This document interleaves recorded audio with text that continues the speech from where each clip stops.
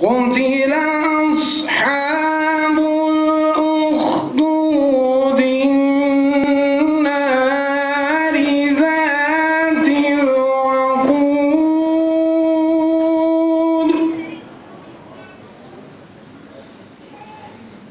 إذ هم عليها قعود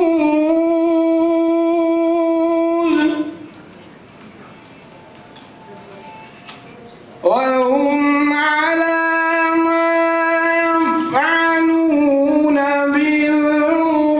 بالمؤمنين شهود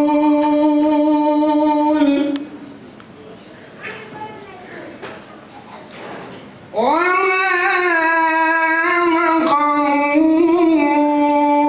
منهم إلا أن يؤمنوا بالله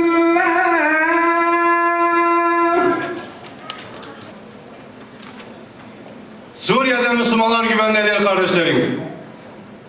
Sorgusuz ve sualsiz bir şekilde evlerinden alınarak ve kendilerinden bir daha haber alınamayan Müslümanlar var. Hem de binlercesi. Ve Suriye'nin zindanları her biri birer işkencehaneye dönüştürülmüş durumdadır. Ve o işkenceleri görüp de daha sonra kurtulan bir Suriyeli muhalifken şöyle anlatıyor. Beni çırılçıplak soydular. Tırnaklarımı kerpetenle çektiler. Ellerimi, göğsümü ve kulaklarımı çivilediler, zımbaladılar diyor. Kulaklarımı zımbalarken dayanılmaz acılar işittim diyor. İşte değerli kardeşlerim, Suriye halkı bu aşamada 19 aydır bu zulümleri yaşamakta, bu çileyi görmektedir. Başkanı buradaydı. Bu CIA Başkanı Petrus daha evvel NATO'nun bünyesinde Afganistan'da ve Irak'ta yüz binlerce Müslümanı katleden ve katlinden sorumlu olan bir komutan gelip burada gizli görüşmeler yapıyor. MİT'le görüşüyor, yetkililerle görüşüyor. Acaba bu görüşmelerinde bir hayır olabilir mi? Böyle bir insanın görüşmelerinde şerden başka ne beklenebilir?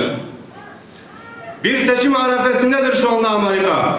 Belki bölgeye çok yoğun bir şekilde ilgilenemiyor. Onun yerine onun stratejik ortağı, onun bölgede çıkarlarını gözetecek bir Türkiye var. Maalesef Türkiye ile Amerika arasında yoğun bir diplomasi var. Bu diplomasi Şam halkının lehine değil gençler, kardeşlerim.